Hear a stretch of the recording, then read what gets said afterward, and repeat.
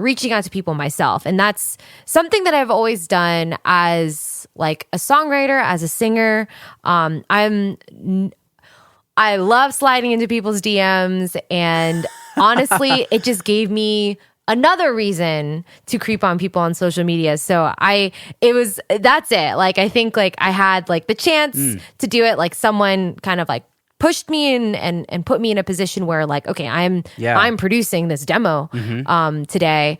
And from that, I'm like, oh, I guess I could do this with anybody. And have since like, found like a few artists that I feel like, okay, I think like this could work. Like I think what I know how to make sound good would work for this person, and have just been going from there. It's all just I love your confidence and your ability to just go for it, slide into those people's DMs. I was going to ask you about this, and I'm sure it's related. It was like how you got all these like impressive Spotify placements, and like your Spotify following is quite impressive. And I feel like there's a story there of like self-determination to get onto those playlists, which probably led to a lot of that, I'm assuming. Oh, maybe I'm jumping you. to too many conclusions. Yeah, definitely. I mean, honestly, I think the first thing was I started with just collaborations. And I think now like I remember like doing like features and stuff before. It was really like, oh, like of course, like 5 artists are on one. Now like that, now like every single pop song is like an Avengers movie. Like it's oh my God, there are all these people. But before then, I feel like it really was just like an EDM like electronic thing to do, and I like quickly realized like, oh, like nobody knows who I am, but for some reason this like other 19-year-old who has like 2,000 SoundCloud followers like is like packing like, I don't know, just like their numbers are incredible. And I knew that like it was an opportunity for me to just get my name out there. And I think that was like huge, and like at least getting me onto the algorithm's good side. Like, oh, this like random girl like is getting these streams through like having a song out with this person who's already more established. Yeah. And so once I started releasing my own music, there's definitely not as much like streams right away, but it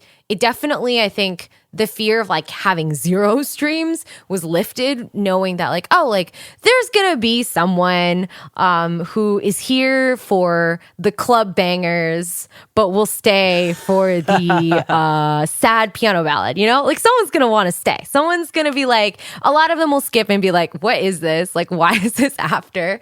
But I think a fair amount of people do. And I think that just, it kind of set me up in a good position.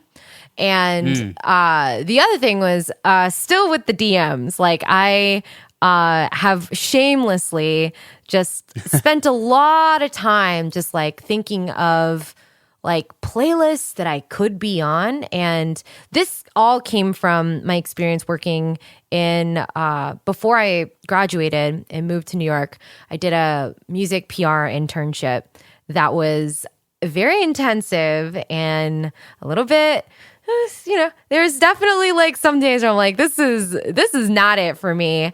But it was, it taught me a lot about like, the only thing that's different between 0 streams, if like, cause we were working with a lot of songs that like were quite honestly like really bad, and just thinking, the difference between 0 streams and like a couple thousand sometimes is like 20 emails.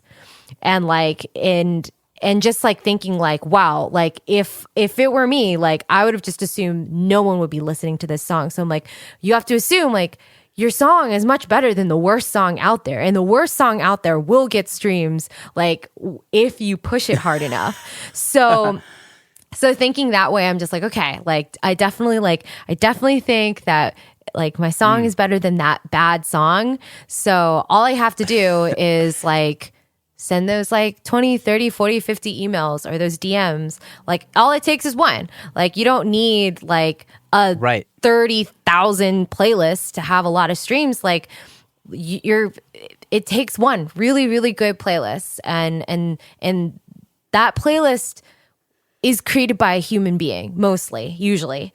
Yeah. And you just need someone on your side like that. Oh my God, I'm gonna start quoting that one quote that Lady Gaga like has said in a million interviews, which is like, you could be in a room where 99 people don't believe in you, but one person could, and it could change your life. But I as it's a meme, but it's so true. And I think that I was just lucky enough for one of those like emails or DMs randomly to get into like the hands of someone who cared enough to drag the song into their playlist. Yeah. Wow. I love the determination there, and like you just keep going for it. And you don't, I'm sure a lot of people didn't even reply to your messages, and you got to just keep at it and like persist. And that's like how it works.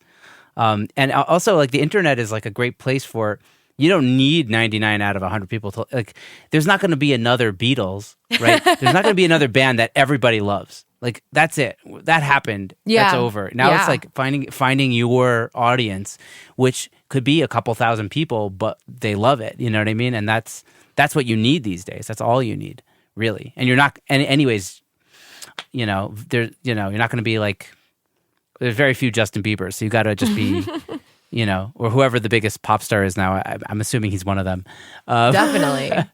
Yeah, like, but even him, he's not as world loved by everybody as the Beatles were. Like that's not happening. So you got to get in on your niche and find those people. Yeah, I totally feel that. It's just like you find them, and it's different challenges in that way. Like you said, like it's not as simple as like, oh, like your song's on the radio, like your career is set. Like there's just more options and just a room for everybody. Yeah. What would you have like a piece of advice to an artist who's trying to get their music in front of, somebody who's going to hopefully put it on a playlist or put it in front of somebody? Like what would be like your one piece of advice to an artist that just wants to get their music in front of somebody who will help propel it in front of a larger audience? Yeah, absolutely. I think beyond just the obvious, like obviously music first, take care of like your music and your sound and all that. When it comes to the relationship aspect of the music industry, I always think like the difference between people who work in an office and like, having cubicle neighbors and all that, and you in this wide music industry world, is that there's no like rules or like formality or anything like that. And that makes it hard because I think to me, I'm like, the steps it takes to like get like a job. Like you dress up, you make a resume, all of that. Like it's nice to have those formalities because there are rules to follow. But for music industry, like it's like your life. Like the lines between business and your personal life is very blurry. Yeah. And dangerously so. Totally. And, the people who put you on playlists or write, your features on blogs and stuff, like those people could very well be your best friends, or, they'll end up being someone in your life. So you have to, I think people have to, or not have to, but realize that you're speaking to another human. And yeah, you want this out of them, but you kind of also have to treat them, at least for me, like every person I reach out to, even if it starts off as like, oh, I'm requesting a favor or I want this from you, I always feel like, but this person like that I've yet to know, like this person could very well be like everything to me, in so many ways. And so if this person could be my future best friend and I need them to mix this or produce this, like when I approach them, like how will I speak to them?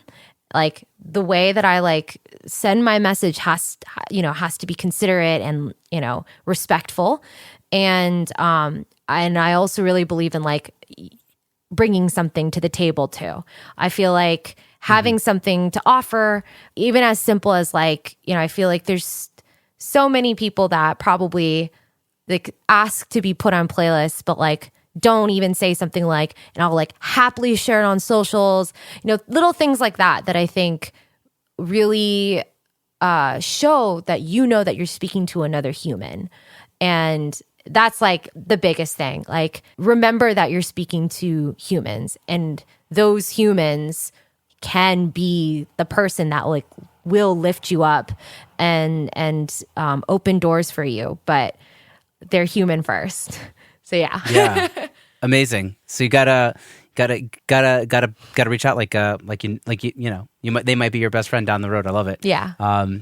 Always add like a personal touch and like, give them a reason to be like, hey, I actually know who you are. Like, I know what you're doing. I like, that's something I always do is like, I always say like, hey, I know like, I've checked out your music, if I'm reaching out to somebody I have on the podcast or whatever it is, make it personal, make it real. Yeah. I love that. Yeah, totally. So tell me a little bit more about producing for other artists versus yourself. Like what changes? How is anything different? I'm assuming that things are different.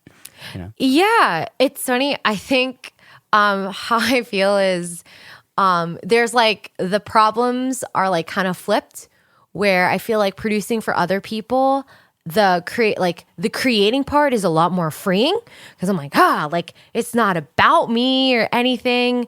But the finishing part is the hard part, because like, in the moment, like things can happen really fast, and like it's like every song sounds great like after you first made it, but weeks on out, I find that like that's when you really have to understand and be able to communicate with your collaborators what the vision for the song is.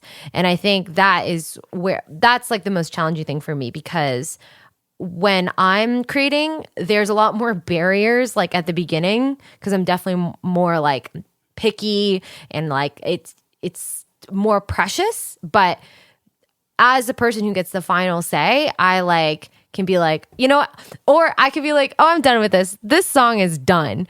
And I get to decide that, and I make the final stamp. But when you're working with other people, you serve them. So it's like whatever makes them happy, that is your mission.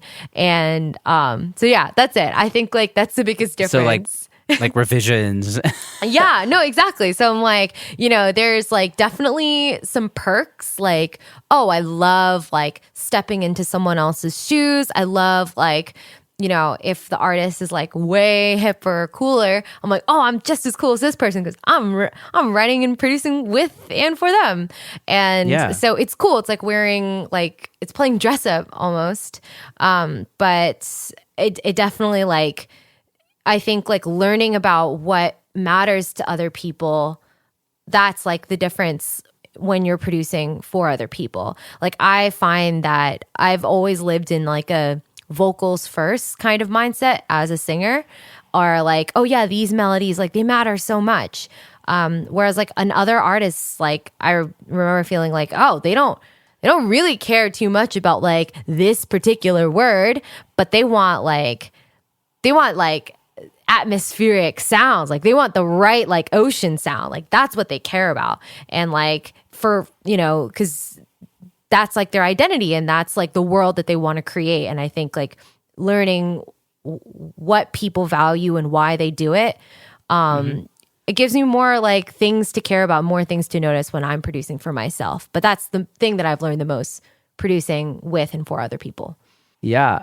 Do you find like you have to reference a lot when with other artists, like in terms of like, do they tell you this is like a song, I want it to sound like, is it more difficult to kind of like attain that kind of thing, or is it usually more specific than with your own music? Yeah, I guess a lot of times there are reference tracks, and now that you mention it, it does give me way more of a roadmap to work with.